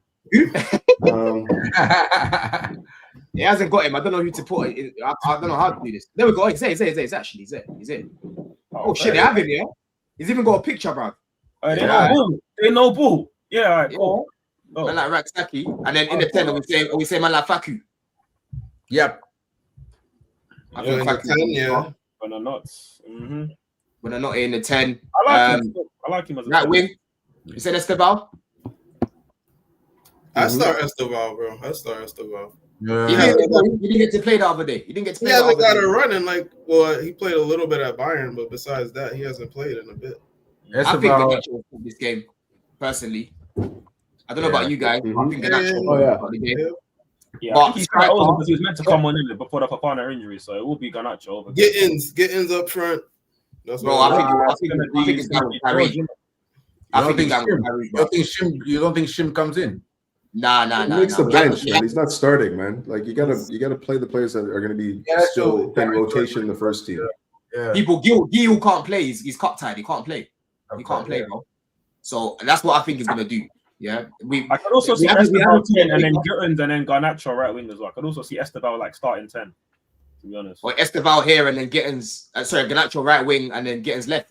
Yeah, Gittins hasn't been getting a lot of minutes either, though. Too. Bring up the bench though, off the left. Neto. Start that striker, bro. Put that boy on striker, man. He ain't doing shit. No, bro. I mean, to be fair, he started against Brentford. He just got hooked. To be fair, he tried him as striker against Brentford, didn't he? For like 5 minutes. Who? Oh yeah. He tried in between subs, probably for like 5 minutes against Brentford before he took him off. Who? Gittins, he said. Gittins get striker against Brentford for like 5 minutes. So he got hooked at halftime. Like what? He didn't get hooked. But I'm not the guy hooked at halftime. Gittins came out in the second half. Oh, yeah. Mm-hmm. He ain't no striker. Raksaki's on loan, innit? He's loaned out. None of them are strikers. Tyreek George ain't no striker. Let me see where Raksaki is, bro. And he's actually not done. He's actually have proof that he's not doing nothing as striker. Bro, so, like I'm looking now. This ain't even the right Raksaki that I'm looking at, blood. This is Hold on a second. He must have he's got a brother in it. Yeah, this is his brother. Yeah, but we're gonna have to use it. We're gonna have to use it. Let me see. Let me see if Raksaki's on loan. I don't think he's been loaned. Nah, he's here, bro. He ain't been loaned. He's still here, bro. He's still here, so he might play the game. But it's hard to predict, man. It's honestly hard to predict. It'll be interesting to see what he does. But we have Brighton on Saturday, bro, at home. So he has to make the changes. He has to make the changes. We haven't had an update on Palmer. We don't know what's going to happen there, whether it's going to be surgery or whatnot. Have you like Palmer, Caicedo, Enzo, Cucurella? Yeah, don't even. Those guys aren't playing. What happened to that kid, the Brazilian kid, the striker? Oh yeah. Washington. No idea. Around? Come back. No idea, man. He's back. Yeah, he's around. Yeah, but listen, the way Maresca just doesn't. The way he's not using the squad right now. Even guys like Maresca, he'll probably be on the bench. I just don't see him starting. Right, no, I just don't see him. I would rather Maresca be getting the minutes that George is getting because at least he's a striker. You know what I mean? Exactly. If you know what people, at least trust Maresca, man. And he's on form. He's been scoring lately. Yeah, so, he's been on good confidence he will get if it comes in his game. mean, when you talk form, under 18 form is different from Premier. Anyway, I'm not going to get into it. I hear that. Like, I hear that. He's in form, like. Yeah, at least he's on form. But he's confident. That's not form to me, man. He's playing his level right now. Yeah, he's doing his level. Come on, when you level up, it's not form anymore, man. You have to find yourself. It's not form. It's just confident in it. Right now, obviously, George is not going to be. Yeah, he should have been like he almost got loaned out. Like so, it's one of them ones in it. But regardless of Lincoln, bro, just give me at least 3-4 goals. Play some decent football and just rest the players that are important in it. Like that's. You see, that's the Donny soft launching Maresca out campaign. I'm here for it, Broski. This is why when people try to come for me the other day about the whole Sanchez thing, I'm like, bro. One thing about me, I'm objective. I can look at both sides. As much as I like Maresca, as much as I've bigged him up, as much as I think he's a good manager, right now I'm not happy with him. I'm not happy with him. I call it as I see it. That's the thing about me. I call it as I see it. Can we all agree on Sanchez, right? Can we all agree? Unless he carries us to a Champions League, which is not going to happen, by the way, he should be gone in the summer, and we should all just be done with the idea if he's going to maybe become a good goalkeeper for us. Yes, bro. I was happy for him to be done this season. I was happy for him to be done this season. I think it should be number 2. I think the question that needs to be answered right now is what's happening with the UEFA restrictions. Does that carry on the next year and the year after that, or what's going on there? The same restrictions. So the same restrictions. We have to buy it. We have to sell at a profit in order to buy. Yeah, but it's not going to be as strict as it was this summer. Dude, that's the reason why we registered Oliver Cole for the Champions League, because we don't want him to be a new player next season for the Champions League. He wouldn't be a new player. He would be if we didn't register him this Champions League. He will be a new player. The problem is when you're registering new players, you have to take players out, right? Like you can't deregister. The reason why Mudryk is there is because we can't deregister players unless we sell them. So the players that are on the roster are the players that are on the roster. Like you can't take people out. Yeah, but that's the point. If Cole wasn't registered this season for the Champions League, Next He's season, already registered though. He can't be That's what I'm taken saying. out That's unless the he's only being reason traded. why he can register, so that we don't have to register him as a It's new not the player. only reason. He was already registered. That's what I'm trying to tell you. He was already registered. You can't take him out to put somebody else in. That's the problem. I mean, Unless you sell somebody, when you sell somebody, that's a different thing. Yeah. Well, obviously, Kat, you brought up a point about restrictions, right? And obviously, like, again, I hear your point about restrictions. Obviously, stopped us from maybe getting a goalkeeper or the centre back, right? But when you spend as much money as us, who again, 90%, 99% of windows, we spend the most money. So and we buy the most players. Obviously, we may turn out profit and whatnot, cool. But like, when you spend as much as we do, I'm not really trying to hear about restrictions, because in January and next summer, we're still going to have the opportunity to go and sign players and maybe spend another 150, 200 million. And for me, we got to go and use that right, and we got to go and get the right defenders. No, tell me how we're going to do that. Tell me how we're going to do that. We're going to have sellable assets next summer and in January. We know we do. We got sellable assets. So you're still going to have to sell at a profit in order to buy, right? So the players that you sell have to make a net profit before you buy players, right? It's not always going to have to be a net profit. It's not always going to happen. So that's what it is this year, right? So unless the restrictions change next year, then that's going to be the same problem. But even then, we're still going to be able to sell quite a lot to then improve what we're obviously lacking, which is clearly centre back, clearly in goal. So like these things are I think ultimately what we're gonna have to do is sell some center backs to improve the center back situation. And if that's gonna happen, we're still gonna have to have takers for the likes of the Sassi, the likes of I don't know, Badi and Shield, all these guys. People have to want those guys. People want to loan or buy them for sure. The centre back area, bro. I want it revamped. Yeah, I want that shit revamped, bro. Yeah, everyone can go. Everyone can go, blood. That's how I'm feeling right now. I want that shit broken down and rebuilt again, bro. That's what I want. Only goal really for me is like, we've got injury pro centre backs. We've got centre backs that you don't know what centre back are gonna turn up, right? I'm looking at fucking Mosquera and I'm jealous. Yeah, that's the point. I'm jealous. That guy could have fit into our wage bill, into our structure, but we didn't go and sign him. We went and done what we done. And again, I get it. We had too many centre backs on the roster. That's also down to the freaking sporting directors for obviously. Yeah, you're not wrong about that. Not getting rid of it, but also then for also buying this meaty trash in the first place. Because again, when we bought the Sarsi, 100%. Who got injured? Was it Fofana who got injured, or somebody, or maybe Chalobah who got injured that summer? We bought the Sarsi as a panic buy.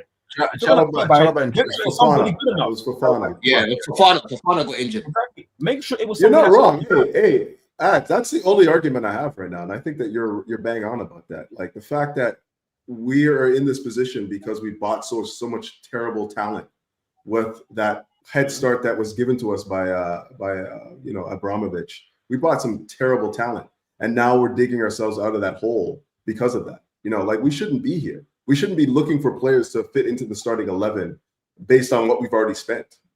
I understand that some of it is basically being put towards, we keep the best, sell the rest, and, players that we bring in is basically turning them into currency to actually build the first team. But irrespective of that, we're in a position now where we have so much dross that people don't want. And we should have never been in that position based on the fact that we had that head start with the I disagree. I think that people don't want our players. I think. Well, why are they not moving then? Yeah, Disasi had interest from Bournemouth and Sunderland, but he was stuck. He was stuck on going to Monaco.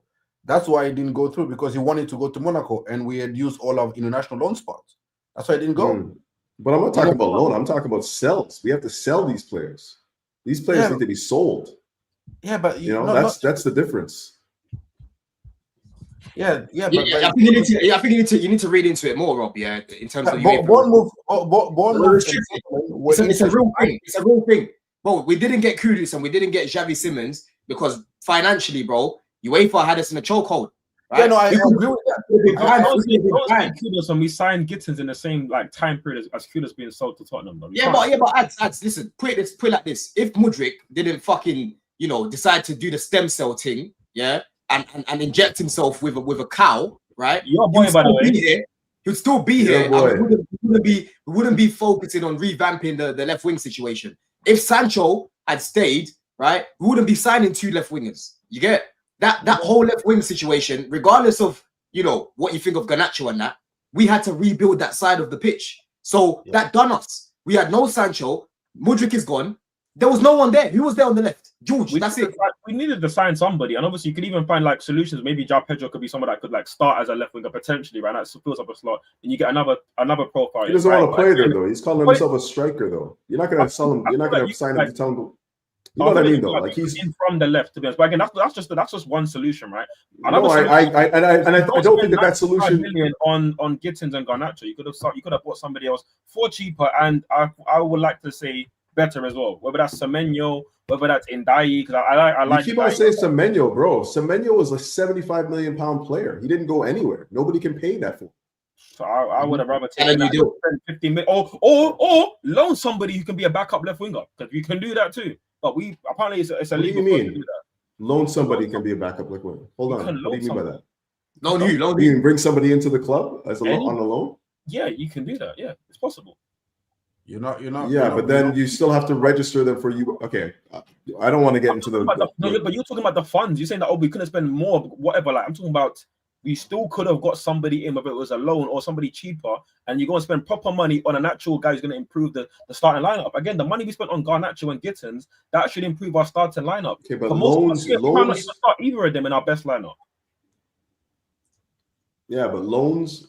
You can't bring in you have to you have to take off somebody out of the roster and then give it to a loaner, like somebody that you want to loan, as opposed to, you see what I'm saying? Like we have more competitions that we're involved in there. We need high level talent at every position. You know what I mean? We have to be able to have like for like substitutions. So you can't just bring in a Facundo Buonanotte or whatever. I know you guys and expect him to be a meaningful replacement at the number 10 position. Right? I think he's all right, but again, there you go. So then they've done what you've done. They've done what you've done. Then they've done what you wanted to do. Yeah, but I'm talking about in left wing. There's loanies out there who could offer you more than what Gittins are going to. Give me a name. Give me a name, man. There were guys out there. Again, the one that comes to mind, and I'm not going to say him now because obviously I don't think he would have put the. We spoke about the left wing market though. It's cooked, man. We spoke about this spare time. But Semenyo was there, and you could have got somebody else underneath that, bro. Somebody else underneath that was possible. Bro, I just think that I think it's a lot of competitions. We had financial guys that can play. I hear what Ads is saying in terms of the money could have been allocated towards better players. I hear that point, but at the same time, financially, bro, UEFA had us in a fucking chokehold because of all the problems that we had and whatnot. And that's why it's important that we keep making Champions League, bro, and getting the revenue that comes with it, bro. These things are going to be helping us. I don't think UEFA restrictions count when you're not in the Champions League, innit? Obviously, I don't want to be like finishing outside of that. You know what I'm saying, bro? We're going to be finishing in there, so we need to make sure that the books are good. But solid show, man. Them anyway, man. Predictions for tomorrow. What we say? What we say? Scoreline wise, man, for tomorrow before we finish up. I don't make predictions, but I expect us to win. How about you, Ads? I mean, y'all want to see at least 3 goals, a good performance, but it's Lincoln, isn't it? Like, what's there ready to say? Just win. Just win. Rob, you got a prediction there? What are you saying, man? Because we can't be doing on Grimsby. I think it's solid 3-0. But again, I would say this: I wouldn't mind getting out the Carabao Cup tomorrow. I'll be real. What am I hearing? Oh my goodness! What? The Carabao Cup tomorrow because this guy has just got hot take after hot take after hot take. Man. I'm with you. I don't think the players need to see the only thing that we have going for us right now is cup competitions. We won the Club World Cup. I said this from before you. I said if we win the Club World Cup, I'm getting out the Carabao Cup as early as possible so that you don't have extra games for these players. I won't be that mad if we lose. Extra games for Cucurella, for João Pedro to maybe get to like a semi-final. These are extra games for the squad guys. I'm saying if we play academy and they win and they keep getting to the next round, happy days. If we lose, I ain't losing sleep. I'll be real with you. But we're not in a position to be giving up on trophies. I'm sorry, we're not Man City. Won 4 league titles in a row. Man. Man. I'm not. Even our longest period without winning a trophy since Abramovich came into the club, bro. Like before we won the Conference League, it was like 3-4 years. That's the longest we've gone without winning the trophy. I'm not trying to give up on Carabao Cup, man.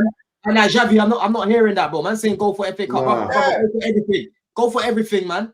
We've got like how do you build a squad, a $1.5 billion squad, and then say you're only going for the FA Cup? Like, I'm okay going out to Lincoln. £2 million, but I'm okay going out to Lincoln. Here is what we went for. Club World This is some Cup, Arsenal fan FA chat. Cup, Champions League, and Premier League. Those are the four competitions for me that are prioritized. And the amount of That's games not Chelsea to me. I don't. Yeah, hey, people say that's Nah, man, Rob, man, that mentality is wrong. I think our players. I don't think our players need any more games. Nah, man, we need to keep morale. We need to keep too much. We need to keep Like guys. We gotta be winning, man. Winning. We need to keep guys warm. We need That's to what the keep Club guys World warm. Cup. We need to bring more trophies to the Are you fucking satisfied? team. Yeah? Are you We need satisfied to with keep just one winning. trophy? You're satisfied.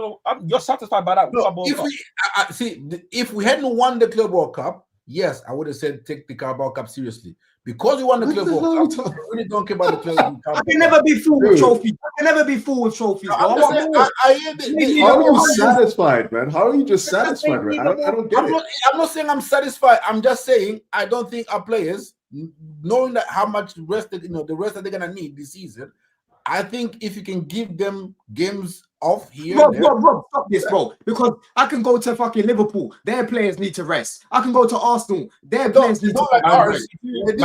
rest. They didn't play all the way to July like we did.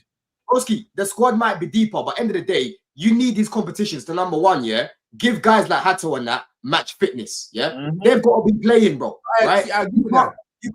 You can't just be using the first 11, looking at those lot and just neglecting everyone else. Exactly. This gives an opportunity for guys to start even knocking on the door, right? No, to start, I agree with that. I 100% agree with that. The Garnacho and the Hato, they need game time. Give them the game time. And if we win, happy days. I'm just saying, if we lose, Nah. If lose to Lincoln with out, Garnacho and Hato on the pitch, out. lose to Lincoln? Bro, for me, tomorrow is more about giving this guy. I'm not trying to hear that. I am not trying to hear that. Like that, those words would never come out of my lips. Like, never. Squad guys losing to Lincoln, and you're okay with that? Nah, man. You're Rob, okay that's with the crazy. squad guys losing to I'm Lincoln? just saying. It's Lincoln, Man City. I don't care about the Carabao Cup this year. I'll be real with you. Nah, man, that's crazy talk, man. For me, I care about all the trophies that we're in, bro, because that's gonna give the team more belief. That's gonna add more tallies to our history, right? We've got a lot of League Cups as well. Yeah, I was at fucking Wembley when Van Dijk scored in the final. That hurt. You know what I'm saying? So I want to go there and win this time, bro. You know what I mean? We could have had the manager also uses these opportunities to tinker, find new solutions. And that's what helped us last season. That's why we had a good club. Yeah. The manager was able to tinker. No, I agree. The Conference League, win that, and then build confidence. You need to build confidence. I agree. If the Carabao Cup is being used for other players to get confidence, to get used to the system, and they're winning in the process, happy days. But it's always used for that, though, Rob. Like through history, bro, it's always used for that. Like you don't see teams playing their strongest teams until later on, bro. When you get to the harder games, that's when you start to play your like you start to mix it with the first teamers, bro. At the beginning like this. If next one we're going up against Brighton, you're gonna rest the Palmer and the Enzo in them. Bro, it'll be a mixture of your come off the bench and the squad. Really. Yeah. You'll still have them in the squad. Bro, there'll be certain men tomorrow that won't even be in the squad, bro. There'll be certain men that aren't even there, blood. You'll be seeing Mueka coming in and these sort of guys. Let's finish up anyway. Let's finish up, man. Couch, bro. I know you've just actually let me read the super chats first. Big up Kingsley says 2 Billy and Chalobah and Tosin as centre backs. Shaking my head, Broski, it's crazy, man. And Cypher Blue with another one. It says I don't think he's pragmatic. It's clearly trust on the centre backs. We went back and forth about that. That was actually a good debate that was brought up there, man. But listen, we had over 400 people at one point. Naturally, the numbers started to go down when we started doing the Lincoln preview and whatnot. But I've actually redirected to Lewis's stream, people. So make sure that you lot are tuning in after that one. Think Capital Conflict. Put a little Don Raid in there as well, people. Make sure that you're subscribing to him. Like I said, I'm on 9K now. 10K soon come, people. So if you're new to the channel, make sure that you lot are subscribing. But Couch, good show, man. You've got anything coming up, bro? I know you've been busy with moving and stuff, but anything coming up, bro? The man them want it. I'm gonna try and see if I can get something out, but man, it's been hard. I'm not gonna lie. As you can see, I'm still, my backdrop is still what it is. I'm surprised today that we didn't even get into the other talking points in the match. We spent so much time talking some nonsense. It's too bad because there are some things that we could have been really diving into today, but I guess it's gonna have to wait until my next match review or something like that, because clearly you guys don't want to have those deep seated conversations about the realness. Put it in the chat. put it in the chat before the show so I can actually, have it as part of the agenda, innit? You know what I mean? It's okay. I thought I don't even think I needed to do that. It was pretty evident what should have been talked about, but it was avoided. What was that? Deep tactical. Okay, no. I'll leave it alone. Yeah, man. Yeah, how about you, Ads? Twitter. I can't lie. I wanted to really quick Enzo Fernandez today too, so I'm kind of gutted we missed out on that opportunity. Oh my god! Of course, that's a separate stream. Hopefully, I don't need to because he patterns up. But what I saw was criminal, and it wasn't just him, but from him again. Given the standing in the team, given the expectations on this guy, I need to see better than that bullshit. But anyways, 100%. I'm out here. I'll be on Mo's show tomorrow cooking sauce for obviously Butland against City, but I'm gonna get cooked too because we got cooked by fucking United. Hate to see it, but the season isn't over. Maresca should find solutions soon. So I'm looking forward to that, man. It's a long season, man. Long season. Yeah, it is, man. It is, man. How about you, Rob, man? What you got coming this week, bro?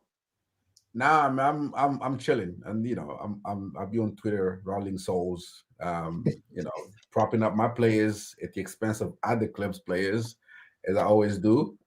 Giving out interesting takes and accurate takes, by the way, and yeah, accurate takes. I'll be on Chels. I'll be on Chels channel probably, and yeah, he and there on playbacks. I think I was on James playback this morning, so I'm about, man. You're about. Don't worry, Thursday we're there, man. Yeah, Thursday we're there again. You know what I mean? I was on CB's channel yesterday with Trizak as well. Big them up, man. It was a good little show there. But yeah, people, like I said, man, 10K. We're coming soon, so make sure that you lot are subscribing. But in a bit, man, let's hope for better days. Love.